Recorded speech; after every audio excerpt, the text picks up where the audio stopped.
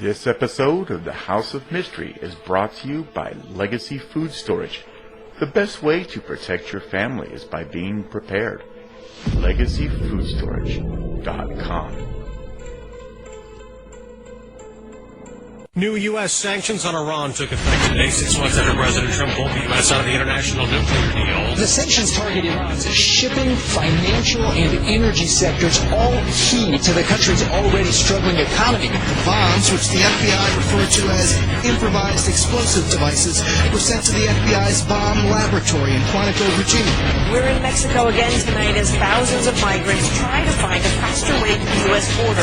The White House says it's now getting help from the Mexican government. Breaking news out of Pittsburgh. The man accused in the shooting at the synagogue in Pittsburgh is pleading not guilty, and he also wants a jury trial. You can see he's facing 44 counts.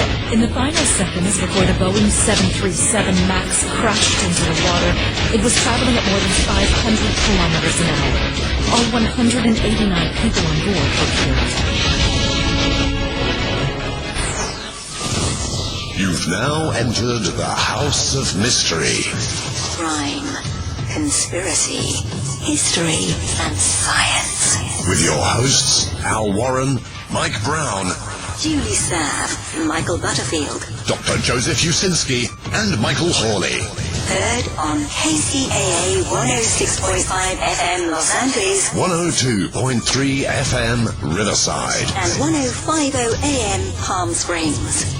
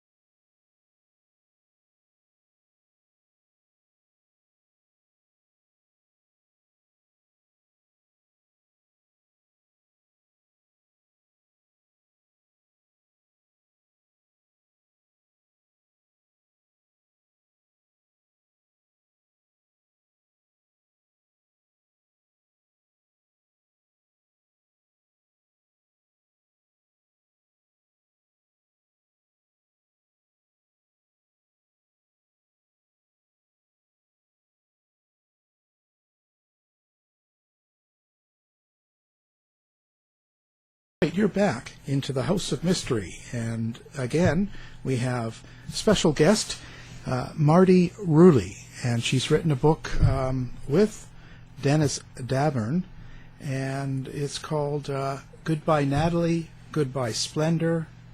Thank you for being here, Marti. Thank you for having me. How did you get involved in the Natalie Wood death? I was always a Natalie Wood fan ever since I was 10 years old and got into the movie theater to see her in Gypsy. So she was always my favorite actress as a child. And then my friend, Dennis Davern, who I met when I was a teenager, after he got out of the Navy, he worked at a marina in Florida, and they took this 60-foot sport fisherman boat to California to sell. And Dennis was one of the crew members who took the boat to California. And at that time, Robert Wagner and Natalie Wood were yacht shopping. And they happened to really like this boat after they arrived in California, and they purchased it. And they hired Dennis as their captain. And Dennis was like a family friend. We had been together for years as friends, and so one of my best friends started working for my favorite actress, and he would tell me things about the couple, nothing, just some personal things about them, their favorite ice cream and what they like to do on weekends. And it was just real nice having my friend work for such a famous couple, because Robert Wagner and Natalie Wood were married twice, and they were the couple of Hollywood. They were the, Brad Pitt and Angelina of their time, but they had a troubled marriage. They were divorced and then remarried, and in their second marriage, it was a very happy marriage. But Robert Wagner's jealousies of Natalie, and not only of her co-stars, but of her status in the business. Natalie was a mega superstar, from a child actress on to an adult actress. So Robert Wagner had worked in some movies and then became very popular in TV with Switch and It Takes a Thief, and then his most famous Heart to Heart. But he had never established what Natalie had established in the movie industry. So I just had this information about Natalie and Robert Wagner through my friend who worked for them. He was their captain for about 7 years, and ended up in the middle of one of the largest mysteries in Hollywood history, which was Natalie Wood's death. And Dennis saw much, much more than he ever told in the beginning, and that's because he was told to never talk about what really happened. But it worked on his conscience, and he called me, his friend. I worked for a newspaper, but he trusted I would not do anything with the information, and he had told me what really happened to Natalie in the 1980s. I wanted the Los Angeles County Sheriff's Department to get involved back then, but it was a closed case, and they would not listen to me. They would not talk with Dennis again. They just were content to keep the case closed. It took me 30 years of effort, and believe me, I put effort into it. I started recording everything. I started writing a book, which I had promised the original detectives on the case I would not publish if they would take another look at Natalie's death. They refused. So in 2009, I allowed my book to be published, and it tells the truth about what happened to Natalie, her final weekend. And that wasn't enough either. So then I gathered testimonial statements from people I had interviewed and research and forensic testing that I had done myself, and I presented this package to the Los Angeles County Sheriff's Department, along with a petition an attorney had started to get the Wood case reopened. 2 weeks after they received that package, in 2011, they contacted us, came to interview us, and the new Natalie Wood investigation began. And so now they've reopened the case, is that it? Yes, in November of 2011, the case was reopened, and they had 30 years of information to go through, but they announced it. So they put it out there that if anyone has additional information, please bring it forward, which a lot of people did, and there were other people moored near the boat who saw exactly what Dennis Davern saw happen the night of Natalie Wood's death. So new witnesses that corroborated Dennis's story had come forward, and they also reviewed Natalie Wood's autopsy results, which the first time I saw the diagram of all the bruises on her body, I knew I was looking at a battered woman. And I cannot for the life of me understand how it was overlooked in 1981 when Natalie died on Thanksgiving weekend. But the case was closed. But they now have medical evidence, scientific evidence, new witnesses, and just last year they had named Robert Wagner the person of interest in his wife's death. So now, have they questioned Robert Wagner at all, or brought him in for any sort of evaluations?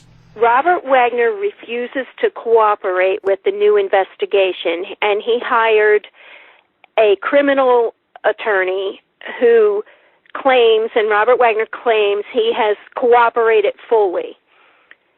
He has not. In 1981, he answered a few questions right before the case was closed within days, and he put out a statement when the case was reopened in 2011 that he welcomed the new investigation into his wife's death, and that anything he or his family could do to help, he would do, as long as it's not based on those wanting to profit from the 30th anniversary of Natalie's death. It was a little jab at Dennis and myself for having accomplished what we accomplished, but he has not cooperated with the new detectives on the case. He will not answer any questions for them. They even, when Sheriff Baca was the sheriff a few years back, they even went to Wagner's house in Aspen, Colorado, and Robert Wagner would not let them in. And not only that, Natalie's two daughters have refused to even listen to the detectives. But Natalie's younger sister, Lana Wood, who was also an actress, the Bond girl, she cared about what happened to her sister. So they disowned her from the family. But at least the detectives have a blood relative who wants justice for her sister. And the new detectives on the case, they stay in touch with Lana. They let her know what's happening. And after they did review the new autopsy, the old autopsy report of Natalie's, they saw mistakes made in the original autopsy. For instance, that Natalie had over 300 cc's of urine in her bladder, which indicates medically that Natalie was not conscious in the water, therefore leading to the question, how did her unconscious body get into the water? And then they have Dennis Davern's account plus two other witnesses who pretty much saw how Natalie may have gotten into the water, because there was a huge argument on the rear of the boat moments before Natalie went missing from the boat.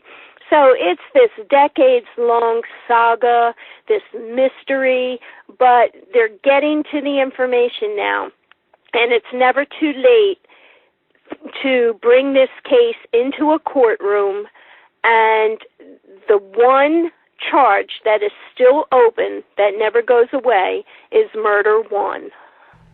Wow. Now, Dennis Davern, why did he not tell the truth of what he saw the night that it happened? He regretted it immediately. But what happened was, after Natalie was missing, Robert Wagner started to pour scotch for Dennis.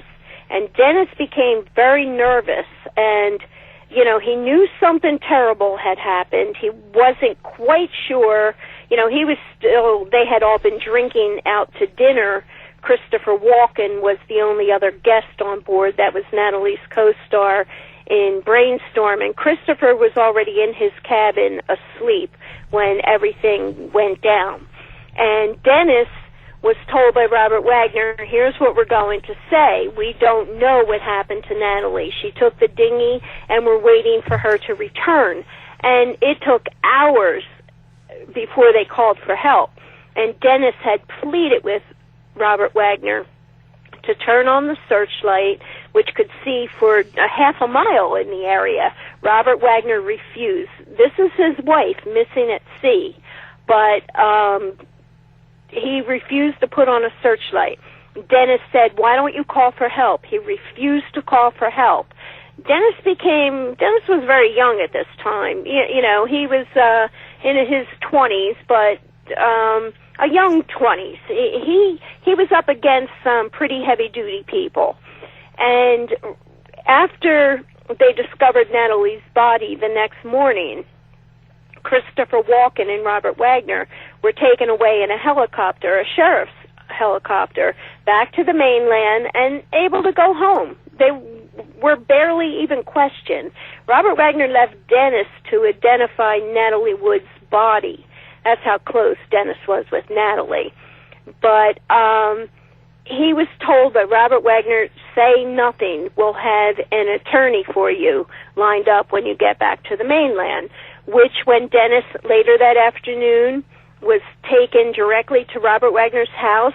So Dennis was standing in Robert Wagner's bedroom and told by an attorney who Dennis knew was once connected with the mob to not say anything, and that another lawyer would have paperwork ready for Dennis to sign the next day, which is what happened. And then Robert Wagner kept Dennis at his house for close to a year and kept a good eye on him. So Dennis feared for his life, and death threats did come his way. As soon as he was able to break away from California, that's when he contacted me and said he wanted to do something. He wanted to go to the authorities. But by that time, the authorities would not listen to him. So for all the times we are asked, why did you wait 30 years? The answer is that we did not wait 30 years. The authorities waited 30 years. The media waited 30 years. The mystery of Natalie's death festered in the news. People, that suspected things.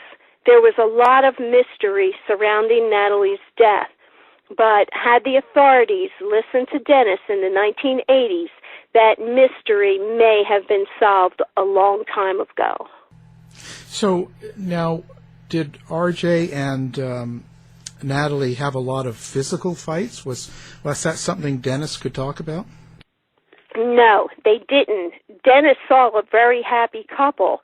You know, when they were married the first time around, there's a lot of information about that marriage out there now, and I've had so many conversations with Natalie Wood's sister, Lana Wood.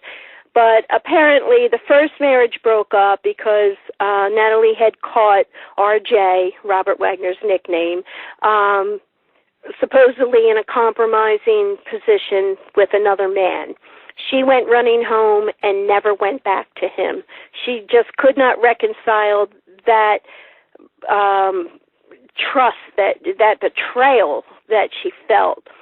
And Robert Wagner, he let Natalie take the brunt for that she had fallen in love with Warren Beatty, her co-star in Splendour in the Grass. But that relationship hadn't started until Natalie and RJ were separated for a long time. And then they both divorced, and they both married someone else, and they each had a daughter. Once again, Natalie's husband, Richard Gregson, from England, Natalie caught him cheating with the family secretary. And she left him. She came back to California. She was living abroad. She came back to California, and she divorced Richard Gregson. But when she got back, she bumped into RJ again, and at a party, and they reconciled, and they remarried in 1972. And then they had a daughter together. Robert Wagner's marriage to Marion Marshall, who he had the daughter Katie with, that marriage had ended before they met up again, Natalie and RJ, in 1972. So they had a history, but in 1972, they were the couple of Hollywood. You know, in the parades, they were they did things together. They both had Natalie. And then RJ and Natalie had another daughter, Courtney, who was born in 1974. Natalie kind of gave up her career for a little while for motherhood. She loved her daughters. But what happened was, you know, she had acted since she was a child. She was getting offers a lot of the time for different movies, and she accepted one, and that was Brainstorm. And Robert Wagner was so upset with her because I guess he wanted to be the breadwinner this time around. And that's when some trouble started, when Natalie decided to go away on location. And he just wanted her home. And you don't marry a movie star like Natalie and expect her to just want to stay home. Although Natalie loved motherhood and loved being home, she still wanted her career. And that's when trouble started in their marriage. And that's when Dennis didn't see them too much. And Robert Wagner told Dennis he was going to fly to North Carolina, where Natalie was filming on location, because Robert Wagner was sure she was having an affair and he wanted to catch her. but he visited her and came back, and everything seemed fine. And then after Brainstorm was finished on location filming, Natalie and Christopher Walken still had a couple of studio scenes to do in Hollywood. So Natalie was home for the Thanksgiving weekend, and she invited Christopher Walken aboard their boat. It's what RJ and Natalie always did. When they had co-stars, they invited them aboard the boat. Sean Connery was aboard the boat when Natalie made Meteor with him. George Segal, when she made Last Married Couple in America. George Segal was on the boat a lot. So RJ always had his friends and co-stars aboard the boat. This was nothing unusual, but this bothered Robert Wagner. Christopher Walken was the up-and-coming star of Hollywood. He was a New York-based actor with just a quirkiness about him, a new feeling about him that Hollywood loved. And Natalie was thrilled to be working with him. She had no desire to, flaunt her co-star in front of RJ. She simply invited him aboard the boat to do what they always did. And it was a holiday weekend. She wanted to get some early Christmas shopping done. They left on Black Friday for the cruise. It was a rainy, miserable weekend. But Natalie insisted on still going. So they went to Catalina Island, and that's when all hell broke loose. So RJ was jealous of Christopher Walken being on? He was really worried about that. He was very worried about it.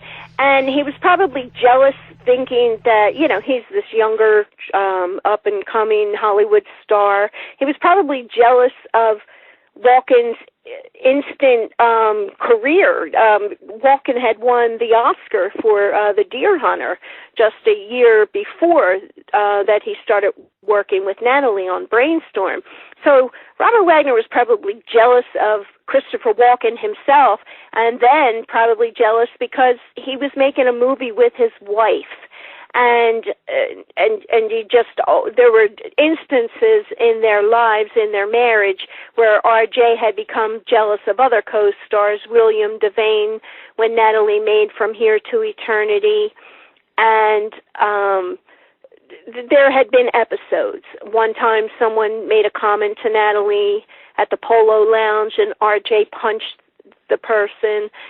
So there had been times where there was a history here of RJ's jealousy. But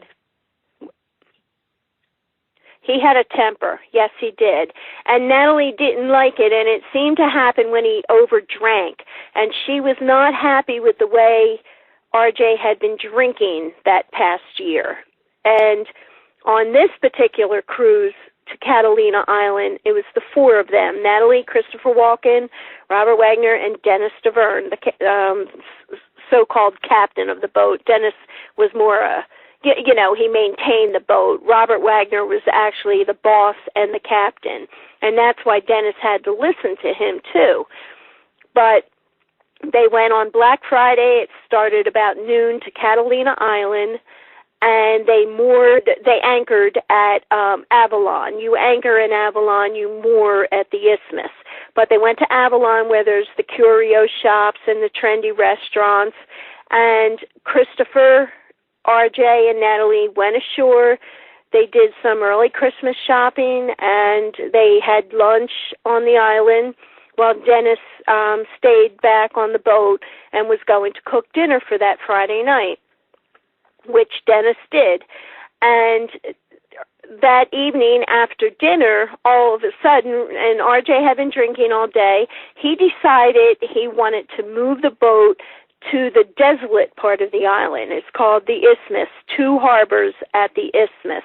And there's only one restaurant there. There's really nothing else, a diver's chamber, and that's it.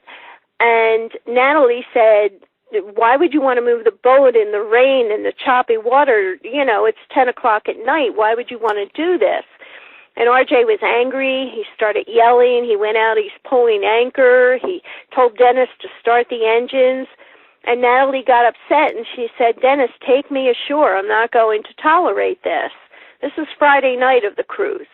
And then RJ calmed down. He said, Dennis, take her ashore, and just, watch over her tonight. So Dennis took Natalie ashore, and they got 2 rooms at the Pavilion Lodge. And Dennis did stay in Natalie's room because she was very frightened that night. And she asked Dennis to stay in her room. And she was angry, she was frightened, and Dennis did stay with her, and she expressed her anger throughout the entire night practically. They didn't sleep much, and because Natalie was so wound up over how angry she was with RJ for doing this to her and embarrassing her in front of her co-star. So the next morning, Natalie tried to get a seaplane to fly back to the mainland. She called her sister Lana but could not get in touch with her, and there were no seaplanes flying. So she decided to go back to the boat, although Dennis did not want that. He considered this already the cruise from hell, and he tried to talk her out of it, but they went back to the boat. Natalie made breakfast, and everything seemed like nothing had happened the night before. There was this terrible night on Friday night, and then Dennis said everyone was acting like, just nice to each other, and like nothing had happened, and RJ said, we're going to move the boat to the isthmus now. So Dennis couldn't believe this, but they got ready, they pulled anchor, and they went to the quiet part of the island at 2 Harbors, where RJ wanted to go the night before. But here the next day, everyone's acting like nothing had transpired the night before. And when they got to that part of the island, 2 Harbors, Natalie was a little restless.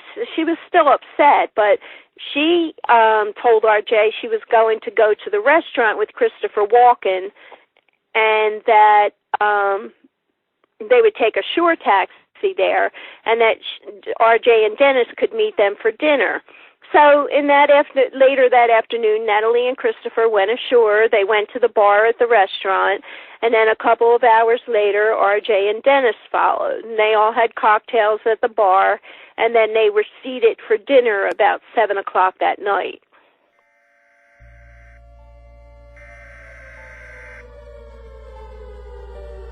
We interrupt our programming. This is a national emergency. Important details will follow. Are you prepared? Legacy Food Storage. The best way to protect your family is by being prepared. Go now to legacyfoodstorage.com. Use coupon code HOM15 now for 15% off. Quick, go!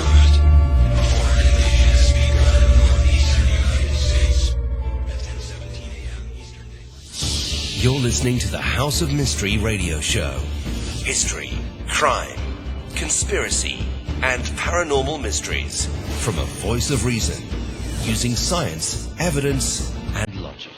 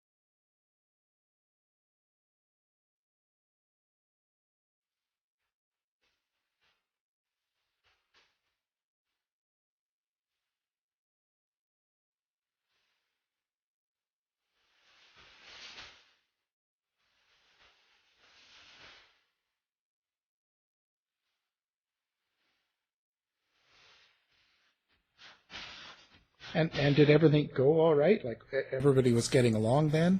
It seemed so, and then Dennis said suddenly RJ got into one of his deep, dark moods again and started insisting that they leave the restaurant. And Dennis said everyone was having a nice time. They wanted to stay.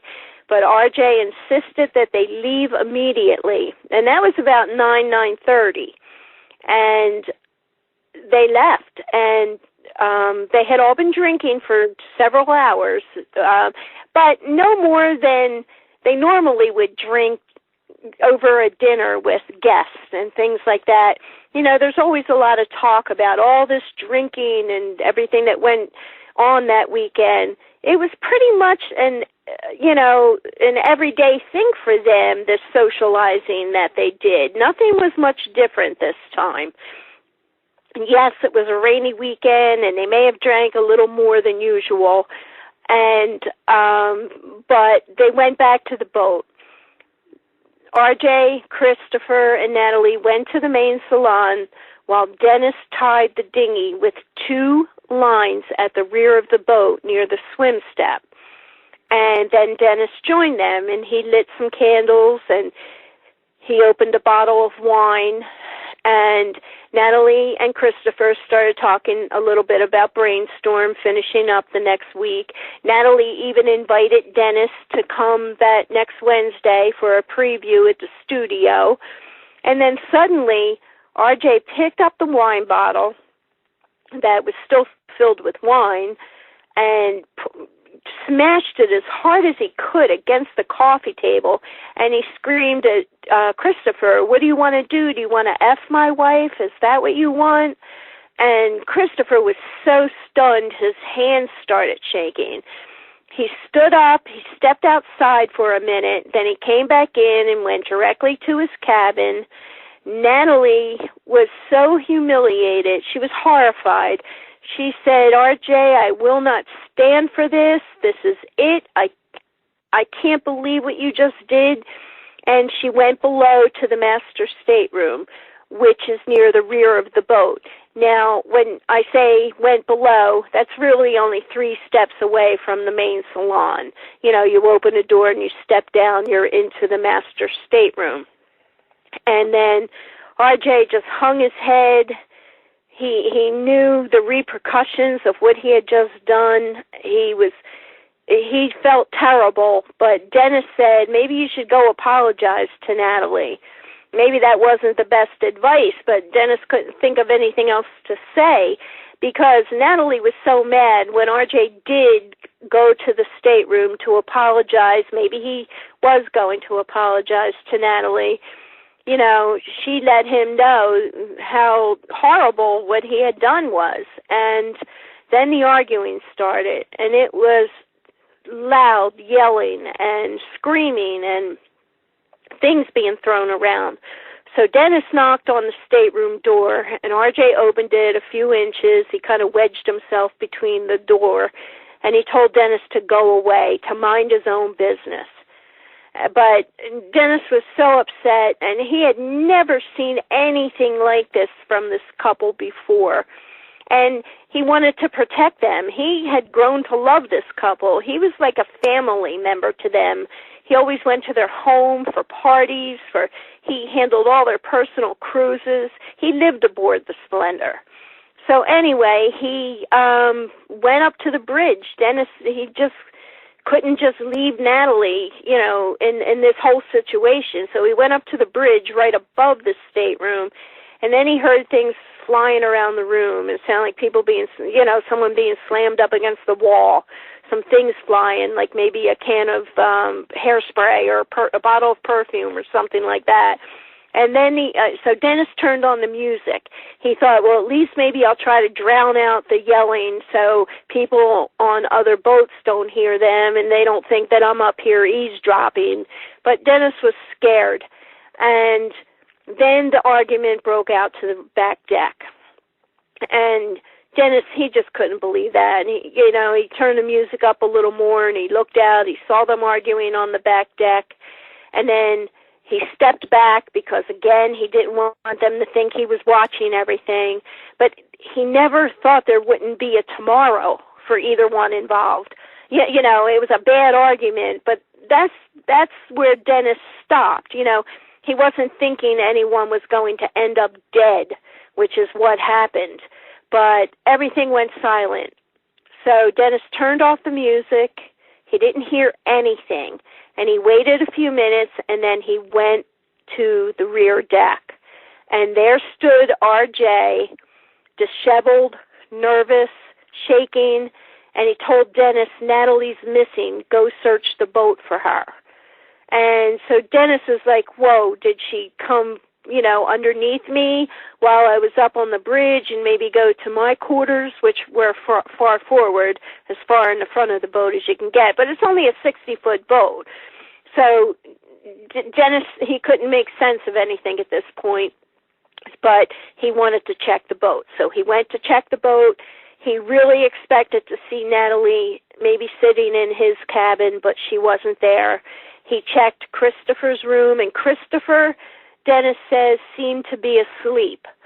And so Dennis just shut Christopher's door, and then he went back to RJ, and RJ told him the dinghy's gone too. She must have taken the dinghy. Now, Dennis knows that Natalie didn't even know how to operate the dinghy. And he also knew that Natalie was deathly afraid of water. Natalie told the world she was deathly afraid of water. So none of this made sense to Dennis, and sometimes people say, well, right then and there, why didn't he override Wagner? And, you know, that's easy to say when you're not in this horrible situation happening. You know, what was Dennis supposed to do? Knock out Robert Wagner, and then what, Natalie, maybe this was such a freak weekend, maybe she would return, and then Dennis is in trouble for harming Robert Wagner. Dennis didn't know what to do, but he insisted, we turn on the searchlight right now, RJ, and RJ said, no, let's go up to the wheelhouse. They went to the wheelhouse, and RJ started pouring Dennis alcohol, scotch, wine, and then Dennis became very afraid. You know, he had spent the night with Natalie Wood the night before on the island in a hotel room together. You know, he really started wondering, is he going to get rid of me too and make it look like, you know, there was something between me and Natalie? This was a terrible situation. So Dennis went along with the program, hoping, praying that Natalie was in the dinghy and just out there floating, you know, and that they would find her. Dennis did not know Natalie was probably already dead at that time. So 2.5 hours passed, and then Dennis said, RJ, we have to call somebody. And RJ got on the phone and he called the restaurant. And he said, he didn't even say my wife is missing or Natalie Wood. He said, someone's missing from our boat. So some island people started a makeshift search. They went and got the harbor master, Doug Oden, from his house. He wasn't answering his phone. He lived right there at that part of the island. And they all started searching for Natalie. No one saw anything. And then Doug Oden insisted to RJ that they call the Coast Guard. RJ did not even make the call. The harbor master made the call to the Coast Guard at 3:30 in the morning, and this was over 4 hours after Natalie had left the boat, which was around 11 o'clock when Dennis had met up with RJ on the rear deck. So over 4 hours had gone by. It took the Coast Guard another hour or so to get there at 5 in the morning, and they started searching. They found the dinghy first over by part of the rocks, and it was in kelp. The oars were in place. The key was not turned on. And then a helicopter in the morning saw something red in the water, and they went out to find Natalie. She was wearing her nightgown because she had gone down to get ready for bed, a pair of socks, and her red down jacket. And it's that jacket that floats that kept her floating.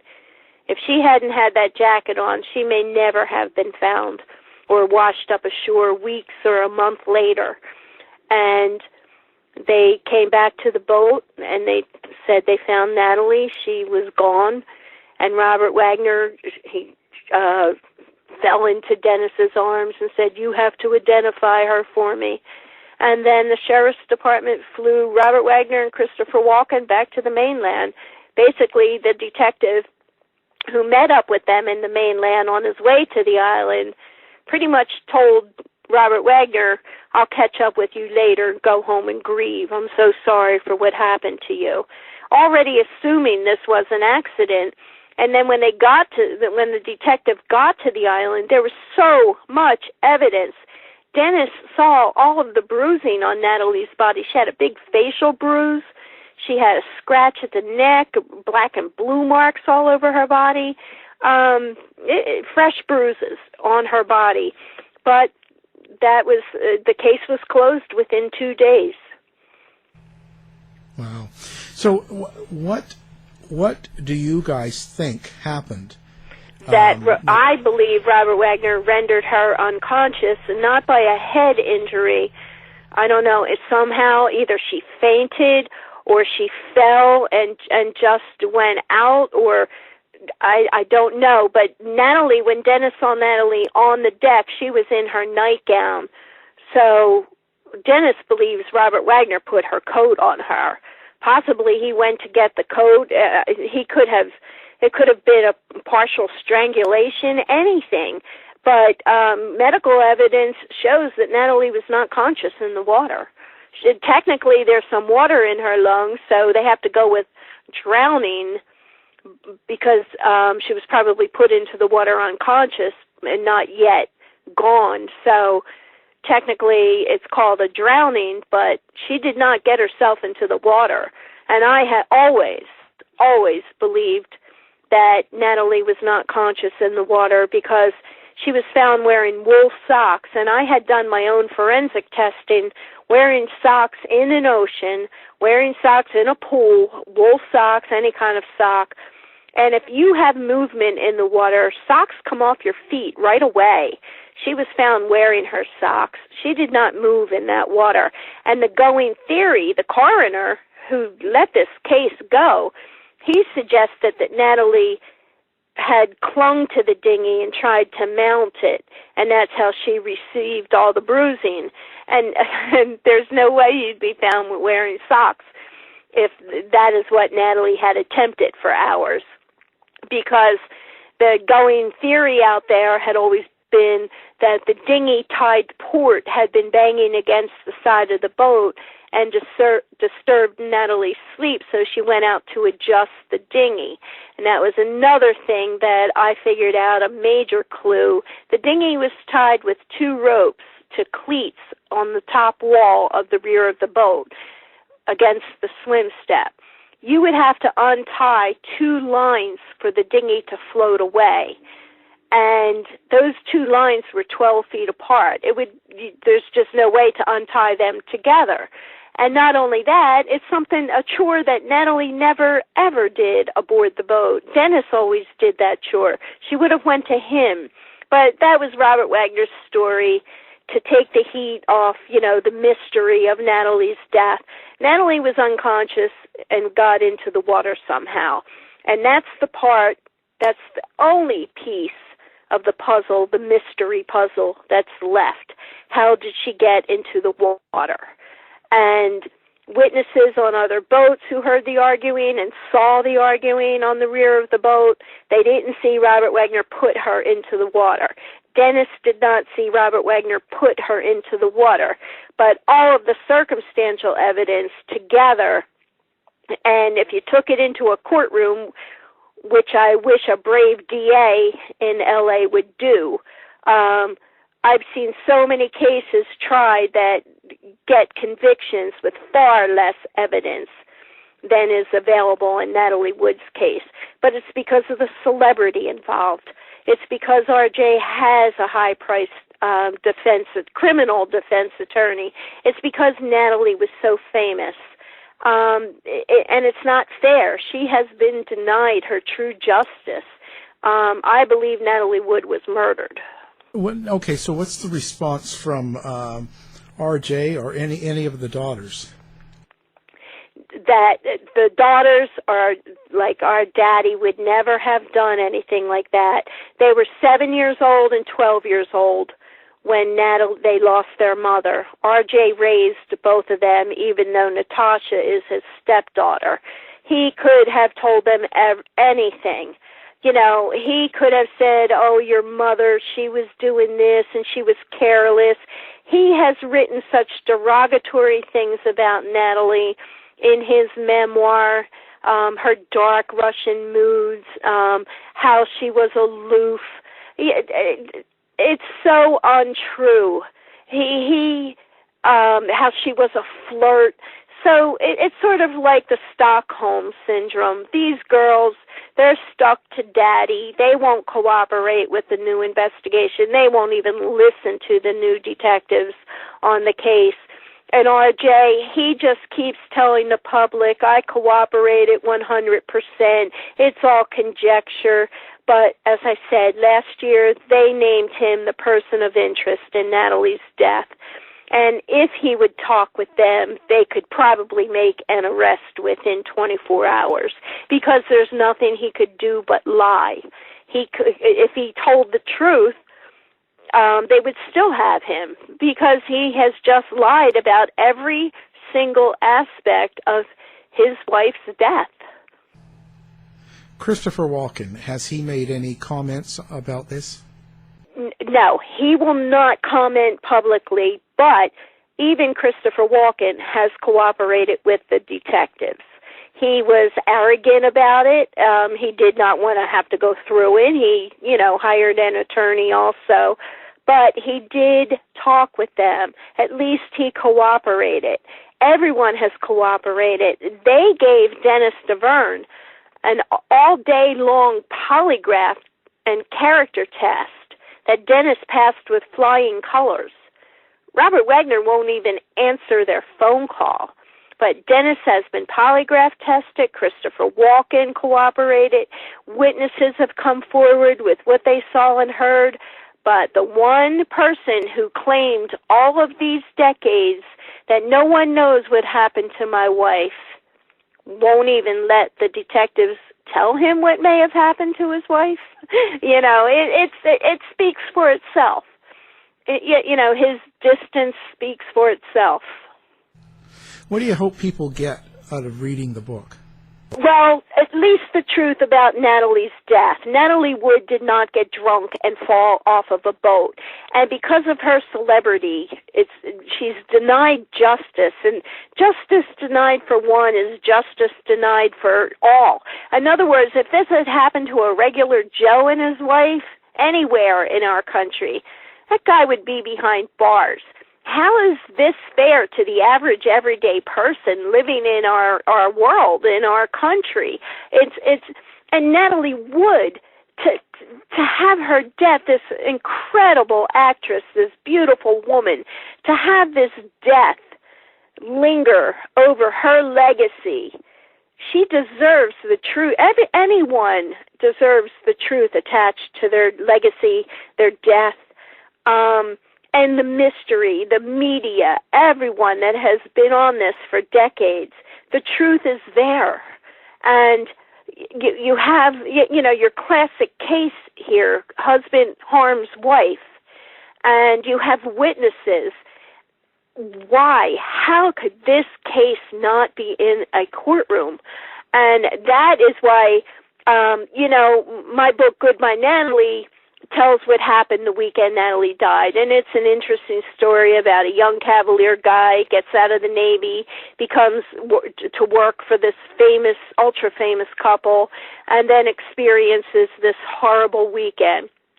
But so much more information has come out since the case was reopened, which I've been recording also, and I hope to publish one final book, which will be the final answer to Natalie Wood's death, so at least the truth is there for all time, for this incredible woman who deserves it, and the truth is attached to her legacy, and the new book will pick up where the old one left off in trying to get the case reopened. And how's Dennis doing? Is Is he going to get out and publicize this as well, or is he? No, this is just all of my research and having been a part of the new investigation since 2011, and just all the things that have come out since. And it would just be to have the truth attached to Natalie's legacy. Dennis was part of the first book because it definitely had to include his account of what happened that weekend, Natalie's final weekend. And I just want to finish this saga, this mystery. There is no mystery anymore. And the sad part is there's enough evidence, even though no one saw him put her into the water, that Natalie was put into the water. And it sure wasn't Dennis who did it, and it sure wasn't Christopher Walken who did it. So now, of course, the book's available everywhere. Do you have a website? No, I don't. I have a blog, Marti Rulli at blogspot.com, but I'm more active on Facebook with a Natalie Wood homicide case page. So that's available. That's where all the updates are usually put, at the Natalie Wood homicide case page. Well, fantastic. Well, again, thank you for taking the time to talk about your book and being on the show. Well, thank you for having me. To find out more about our show, guests, or to listen to past shows from our archive, please go to www.houseofmysteryradio.com.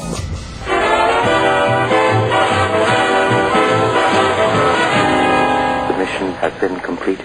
The end! By George, he's got it! It is the end! I'll see you. If you're lying to me, I'll be back. This has been a production of Something Weird Media.